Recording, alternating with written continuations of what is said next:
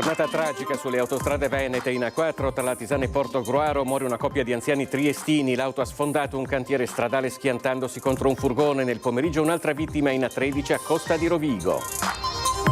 Auto con 3 ragazzi a bordo, esce di strada e si schianta ad Arcade. Morto un 22enne, Davide Corazzin. Sequestrata l'auto guidata dall'amico, ora indagato per omicidio stradale. Sotto accusa c'è l'alta velocità.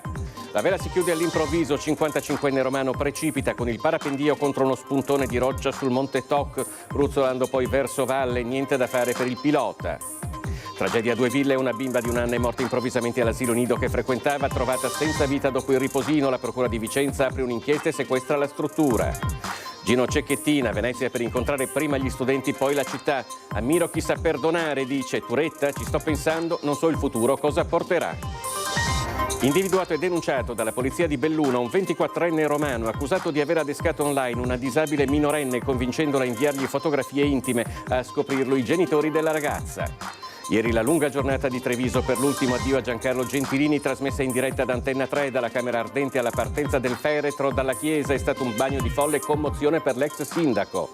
Elezioni regionali, il posto di Zanonato a favore della capogruppo Camani scuote il centro-sinistra. Lei si dice disponibile, importante che sia un candidato di partito, dice. La vicentina Luisetto cede il passo alla collega padovana.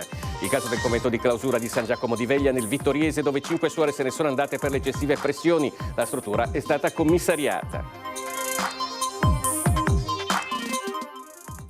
Buonasera e benvenuti all'edizione del Veneto dei telegiornali di Antenna 3. Come avete sentito si è trattato di una giornata drammatica sulle nostre strade. Un uomo è morto nella collisione tra un furgone per il trasporto carni ed un'autocisterna lungo la A13 all'altezza di Costa di Rovigo in direzione Padova.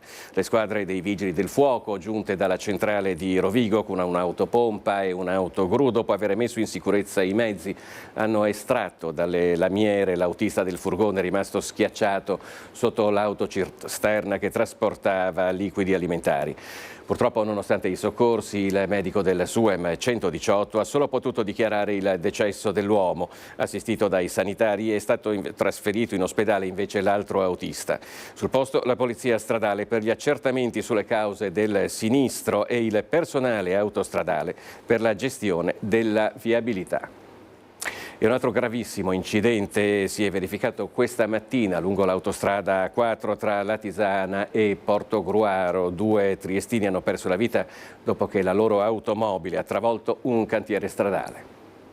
Un incidente fatale lungo la A4 ha coinvolto un veicolo leggero e 2 mezzi di manutenzione. Il bilancio è di 2 vittime. È quanto successo in direzione Venezia nel tratto a 3 corsie compreso tra Latisana e Portogruaro. Un incidente drammatico con un bilancio pesantissimo. 2 persone hanno perso la vita, entrambe a bordo di un'auto che per causa ancora in fase di accertamento ha travolto un cantiere stradale allestito per lavori di manutenzione. Il punto esatto dell'impatto il chilometro 452, poco prima del casello di Portogruaro. In quel tratto era stato predisposto infatti un cantiere temporaneo lungo la corsia di sorpasso, la cosiddetta corsia 3, per consentire la sistemazione delle barriere centrali. L'area di lavoro era stata regolarmente presegnalata da oltre 1 chilometro, come previsto dalla normativa, e delimitata dai classici coni arancioni. Secondo le prime ricostruzioni, l'auto proveniente da Trieste avrebbe ignorato la segnaletica, superato la zona di preavviso e abbattuto la fila di coni. Successivamente il veicolo avrebbe impattato più volte contro la barriera di sicurezza centrale, perdendo il controllo e finendo con estrema violenza contro uno dei mezzi fermi all'interno del cantiere. Il mezzo colpito per primo era un veicolo di servizio di Autostrade Alto Adriatico parcheggiato regolarmente nella zona dei lavori. L'impatto è stato così forte da spingerlo a sua volta contro un secondo furgone appartenente a una ditta esterna incaricata degli interventi. Nel frattempo si ipotizza che alla base dell'incidente possa esserci stato un malore improvviso del conducente dell'auto. A bordo del veicolo leggero viaggiavano 2 triestini, Massimiliano Simonetti di 78 anni e Patrizia Furlanetto di 77. Entrambi sono deceduti sul colpo. Inutili purtroppo i tentativi di rianimazione da parte dei soccorritori del 118, giunti rapidamente sul posto anche grazie all'intervento dell'elisoccorso. Ferito invece in modo non grave il conducente del mezzo della ditta esterna. L'auto coinvolta ha anche preso fuoco subito subito dopo l'impatto, ma le fiamme sono state domate in tempi rapidi dal personale di cantiere presente in zona, che ha evitato conseguenze ancora più gravi. L'intervento ha richiesto l'arrivo dei vigili del fuoco, della polizia stradale e del personale tecnico di Autostrade Alto Adriatico. Le operazioni di soccorso, messa in sicurezza e rimozione dei mezzi incidentati hanno causato pesanti ripercussioni sul traffico. In direzione Venezia si sono formate code che hanno raggiunto i 4 km con rallentamenti proseguiti per molte ore. Un giovane di 22 anni di Arcade, Davide Corazzina, è morto e altri 2 sono rimasti feriti la notte scorsa per le conseguenze di un incidente stradale accaduto a poca distanza da casa, in via Roma.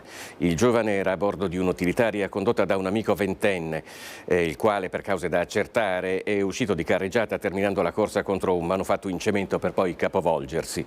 I soccorritori hanno constatato il decesso della vittima e hanno provveduto al trasporto in ospedale degli altri 2 occupanti rimasti feriti. Il conducente della vettura, che è stata sequestrata, è ora indagato per omicidio stradale. Le forze dell'ordine stanno ricostruendo la dinamica del sinistro, sotto accusa l'alta velocità. Tragedia sul Monte Toc. Attorno a 00:30 un pilota di parapendio ha chiesto soccorso perché un suo compagno di volo era precipitato e non lo si vedeva più muoversi. Mentre l'uomo atterrava al campo sportivo di Soverzene, l'elicottero del SUEM di Pieve di Cadore decollava e sul posto veniva inviata una squadra del soccorso alpino di Longarone. La disgrazia era avvenuta durante il rientro di 5 parapendii verso il Pordenonese. Dopo un giro in area Dolada, la vela di un 55enne romano si è chiusa all'improvviso, facendolo precipitare addosso a uno spuntone di roccia da dove è ruzzolato verso valle a quota 1480 metri. Non senza difficoltà la squadra di soccorritori, su un terreno ripido e franoso, raccolta e chiusa la vela, ha imbarellato la salma, poi recuperata con il verricello e trasportata al campo sportivo. Tragedia anche a 2 Ville, dove una bimba di appena 1 anno è morta improvvisamente all'interno dell'asilo nido che frequentava. La procura di Vicenza ha aperto un'inchiesta e ha sequestrato la struttura. Si tratterebbe di una nuova vittima della SIDS, la sindrome della morte in culla, la causa della morte improvvisa di una bimba di un solo anno d'età trovata senza vita dopo il riposino pomeridiano all'interno di un asilo nido privato di 2 Ville che frequentava. Inutile la corsa all'ospedale dei sanitari del 118 che avevano tentato di rianimare la piccolina. La procura, che ha avviato l'inchiesta, potrebbe disporre ufficialmente a breve l'autopsia sul corpo della piccina per stabilire con certezza la causa della morte. La terribile notizia ha sconvolto non solo i genitori per la perdita dell'unica figlia, ma anche l'intera comunità e gli operatori del centro privato che ospitava l'asilo, che è stato sequestrato. Al termine di un'indagine diretta dalla Procura della Repubblica di Venezia, la Polizia di Stato di Belluno ha denunciato un 25enne romano che avrebbe adescato online una studentessa minorenne disabile. L'attività investigativa era iniziata a marzo, dopo la segnalazione dei genitori della minore che avevano denunciato come la figlia fosse stata contattata su una piattaforma social da uno sconosciuto che, dopo essere entrato in confidenza, le aveva chiesto foto e video intimi. La Polizia Postale ha esaminato il profilo social dell'adescatore per poi eseguire una perquisizione a suo carico, arrivando al rinvenimento e sequestro di più smartphone utilizzati per compiere il reato di adescamento e raccogliendo evidenze digitali a carico dell'indagato anche in merito ad altri reati, quali la detenzione e la produzione di materiale pedopornografico. I carabinieri hanno finalmente interrogato la 55enne trovata in fin di vita lo scorso gennaio a Borgo Veneto accanto al corpo del compagno che si era suicidato. La donna però non ricorda nulla. Nessun ricordo di quel giorno. Quando si è svegliata sono stati i carabinieri a rivelarle che il compagno Silvano Vigato era morto per un colpo di pistola che si era autoinferto. Il giallo di Borgo Veneto rimane tale anche dopo che la 55enne, trovata in fin di vita accanto all'uomo nella villetta di Via Rossini lo scorso 29 gennaio, si è svegliata e ha ripreso conoscenza. La donna, dall'ospedale di Schiavonia ormai da qualche settimana, è stata trasferita nel reparto di riabilitazione dell'ospedale di Consello, Selve. Ai carabinieri che hanno parlato con lei ha detto di non ricordare nulla di quel giorno. La sua memoria sembra aver cancellato ogni ricordo di quella vicenda. La 55enne era stata ritrovata in fin di vita dalla figlia che era arrivata nella villetta di Borgo Veneto di proprietà di Silvano Vigato, con cui la donna aveva una relazione da 12 anni. L'uomo era morto, accanto al suo corpo la pistola che deteneva regolarmente, ucciso da un colpo al petto autoinferto come stabilito dall'autopsia e dagli esami balistici. La 55enne invece era priva di sensi, sul suo corpo alcuni lividi sospetti che potrebbero essere riconducibili ad una tentata aggressione. Non è escluso che ci possa essere stata una lite tra i due, che Vigato abbia tentato di ucciderla e poi, credendola morta, si sia a sua volta sparato. Ma queste sono solo ipotesi senza alcuna certezza, visto che l'unica testimone non ricorda nulla. La procura di Rovigo, che aveva aperto un'indagine a carico di ignoti per i reati di istigazione al suicidio e lesioni aggravate, vista la mancanza di elementi, potrebbe andare verso la richiesta di archiviazione. Mattinata di intensa commozione a Venezia per Gino Cecchettin, che ha incontrato prima gli studenti, poi la città, raccontandosi a cuore aperto. Circa 1 migliaio le persone coinvolte. Ammiro le persone che sono capaci di perdonare, nel mio caso ci sto pensando e non so cosa questo percorso porterà in futuro. Con queste parole, pronunciate davanti a una platea di studenti veneziani, Gino Cecchettin non ha escluso in futuro di poter arrivare anche al perdono di Filippo Turetta, l'assassino di sua figlia Giulia. L'occasione è stata una mattinata emozionante a Venezia, scandita da 3 incontri. Prima al Cavanis, dove ha trovato ad accogliere circa 250 ragazzi e ragazze, poi al liceo classico Marco Polo, dove si sono riuniti circa 650 studenti con i loro insegnanti. Terzo appuntamento, quello al Museo della Musica nella chiesa di San Vidal, paradossalmente il meno partecipato dei 3 appuntamenti e senza alcuna autorità. Numeri da record per il centro storico di Venezia e conferma di come la proposta, lanciata e organizzata con cura e passione dallo psicologo Giuseppe Baldan.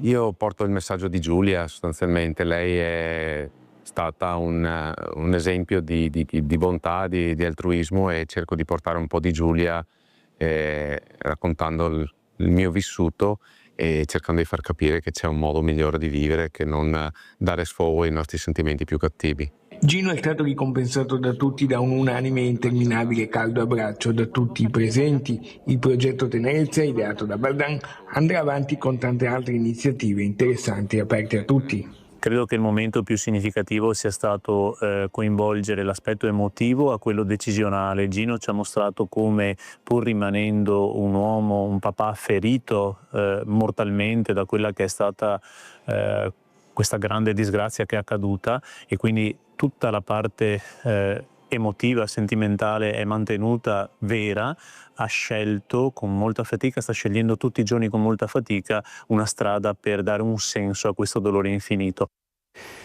E nei guai una maestra d'asilo di Campo d'Arsego che 1 anno fa era stata arrestata assieme al compagno per droga. In casa aveva 10 kg tra cocaina e hashish.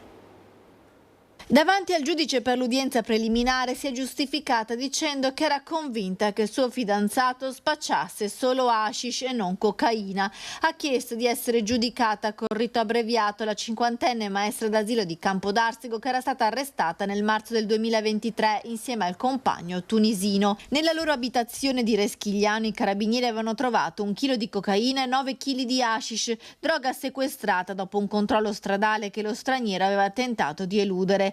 Da qui era scattata la perquisizione domiciliare, dove oltre all'ingente quantità di droga era stata trovata sostanza da taglio e un bilancino di precisione. L'uomo era stato portato in carcere. Per la compagna maestra d'asilo invece erano stati disposti gli arresti domiciliari. Ora la donna non insegna più, ma fino al giorno dell'arresto era dipendente di una scuola dell'infanzia della zona. Durante l'udienza preliminare la 50enne ha chiesto di essere giudicata con rito abbreviato per ottenere uno sconto della pena. Il pubblico ministero dovrà ora decidere se accogliere la richiesta. Ieri la lunga giornata di Treviso per l'ultimo saluto a Giancarlo Gentilini dalla Camera Ardente fino alla partenza del feretro da San Nicolò, dove si è svolto il funerale. È stato un bagno di folla e commozione per l'ex sindaco e i suoi familiari. Ha avuto il funerale che si meritava e io voglio ringraziare tutto il suo popolo, perché lui chiamava il suo popolo, di tutto l'affetto che gli ha dimostrato. Hai sentito tutto l'abbraccio della città? Tutto l'abbraccio della città, una roba meravigliosa veramente. Me lo sarei aspettato, ma una roba così oceanica proprio no. Le parole di Maria, moglie di Giancarlo Gentilini, dalla casa funeraria di Santa Bona, hanno chiuso idealmente la lunga giornata dell'addio, commosso e partecipato allo sceriffo Giancarlo Gentilini, sindaco della città e da ora sindaco per sempre, per usare le parole con cui l'ha salutato in cattedrale a San Nicolò Mario Conte. La camera ardente a Cassugana, il lento commiato dei suoi cittadini, il corteo funebre con il feretro che ha toccato alcuni dei luoghi più frequentati da Gentilini, i 5 minuti di rintocchi dalla torre civica, infine la messa, i canti alpini e la partenza verso Santa Bona per la cremazione, con un lento simbolico passaggio sul put, uno dei suoi principali interventi. Questa è l'urna che lui un giorno è passato in ufficio, ha detto: quella mia è ancora a farla, e mica che ho risposto: guarda che tua è a casa fusa, perché la montagna e l'Aquila fa parte del tuo. E lui ha detto: ma sì, ma a sapere ho detto certe robe, non serve parlare. Sai che questa forse va venduta, ma un'altra adesso Sorea, ma questa è quella che ho visto io. Le testimonianze di affetto di volti noti e meno noti hanno riempito la giornata di significato. Ognuno di queste persone presenti ha un ricordo dentro e questo ricordo l'ha portato fin qua. Quindi secondo me è una testimonianza ancora più certa che il babbo ha fatto qualcosa di bene per la città. Cosa direbbe tuo papà di fronte a tutta questa gente? Direbbe: ma cosa sia tutto sto casino qua? No, a parte gli scherzi, direbbe che è un trionfo di felicità, la serenità, ed è una gioia immensa. Io in questo momento sto tremando, ho il cuore che scoppia, ma sono tutte emozioni che fanno costruire una persona. Cosa vuoi dire oggi tu invece a tuo papà? Vecchio, lo so che ci sei, perché io lo chiamavo sempre vecchio e lui diceva: sì, non sta a preoccuparti, ci sono. Siamo alla politica regionale. Il Partito Democratico Vicentino ha avanzato il nome della consigliera regionale Dem Chiara Luisetto per la presidenza della regione. Verso le elezioni regionali, dopo il sostegno dato alla capogruppo PD in Consiglio regionale Vanessa Camani da parte dell'ex sindaco di Padova Zanonato, è la sezione vicentina del partito che rilancia proponendo un altro nome, quello della consigliera Dem in regione Chiara Luisetto, che seppur dichiarandosi onorata è sempre più convinta che la cosa più importante a oggi sia l'unità del centro-sinistra. Credo però che in questo momento la cosa importante sia lasciare lavorare il tavolo di coalizione in cui il Partito Democratico ha un ruolo importante e a mio avviso anche molto generoso nel costruire e nel condividere. Il nome che dovrà uscire dovrà essere un nome unitario che rappresenti tutte le forze e nel quale il partito si senta in particolar modo riconosciuto e rappresentato. La capogruppo Vanessa Camani è un nome a mio avviso molto importante, ha lavorato in questi anni duramente e quindi è necessario che sia al vaglio per primo il suo nome, ma davvero ringrazio il territorio in cui sono cresciuta politicamente per la stima e per la disponibilità che mi hanno chiesto. Di cosa ha bisogno la Regione Veneto oggi? La Regione Veneto ha bisogno di molte cose, ha bisogno di aria nuova, ha bisogno di risposte chiare ai bisogni dei cittadini, soprattutto quelli sociosanitari, di farli sentire meno soli e più parte, visti e riconosciuti e sostenuti dalle istituzioni. Ha bisogno di vedere che dove il lavoro è povero va fatto un intervento, ci deve essere una presenza forte delle istituzioni per un sostegno a chi è più fragile, ha bisogno di un ambiente, di un'aria, di un'acqua che possiamo bere, che possiamo respirare e dove vivere bene nel benessere davvero di queste comunità. Il mio impegno c'è, la disponibilità secondo quanto il partito deciderà c'è e spero davvero che si arrivi ad una condivisione di tutta l'area di centrosinistra. E la capogruppo del Partito Democratico Veneto, Vanessa Camani, davanti alla presa di posizione dell'ex sindaco di Padova, Flavio Zanonato, che la vorrebbe candidata a presidente per il centro-sinistra, ha detto: tutti nel partito siamo a disposizione a puntare sul nome interno alla coalizione, un percorso già avviato.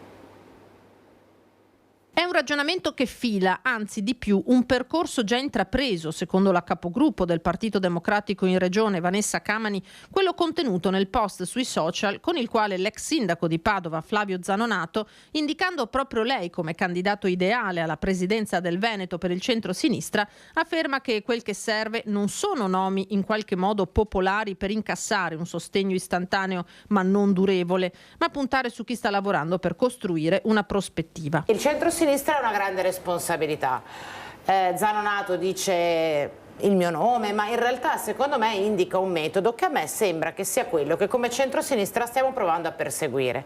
Un'alleanza larga, lo dice più volte Zanonato, fondamentale la tenuta della coalizione, che è un inedito per il centro-sinistra della regione del Veneto. Camani ringrazia e non si tira indietro, serve una scelta consapevole e compiuta all'interno della coalizione. Io non sono una fan delle primarie, penso che la politica possa trovare una sintesi attraverso altri strumenti, i tempi sono anche stretti perché anch'io come Marcato vorrei votare presto, troveremo meccanismi per scegliere il candidato migliore. Io faccio un altro mestiere, faccio il capogruppo al meglio delle mie possibilità.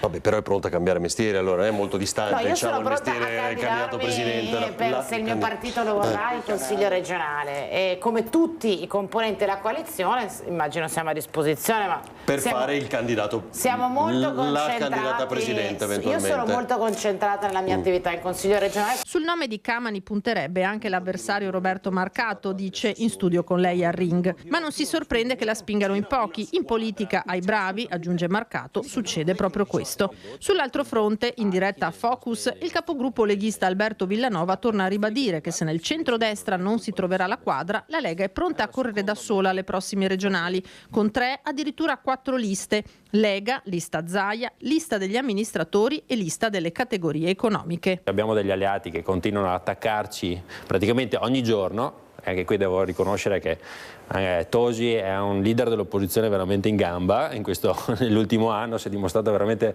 un leader. So che il PD sta cercando un candidato a governatore, magari può trovarlo vicino a noi. Noi non dobbiamo aver paura, noi abbiamo rispetto di tutti, ma paura di nessuno.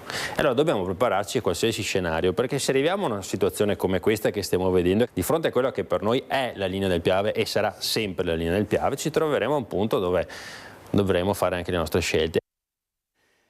5 suore di clausura hanno abbandonato il loro convento a San Giacomo di Veglia per una situazione di gravi vicissitudini nel monastero. Hanno spiegato che le ha costrette a riparare in un altro luogo tenuto segreto. Una delle suore, la più giovane, ha raccontato di tensioni insopportabili all'interno del convento dopo l'arrivo di una commissione religiosa ispettiva che ha portato all'allontanamento della badessa. Per non mettere in allarme nessuno, le 5 suore hanno avvisato del loro allontanamento i carabinieri. La struttura è stata commissariata, lo ha reso noto la diocesi di Vittorio Veneto, che pur non entrando nel merito della vicenda informa delle decisioni assunte dal Dicastero sulle situazioni di criticità riscontrate nella vita della comunità. Questa è l'ultima notizia di questa edizione del telegiornale del Veneto di Antenna 3, tra pochissimo le previsioni del tempo, quindi l'edizione di Venezia. Grazie per averci seguito e arrivederci.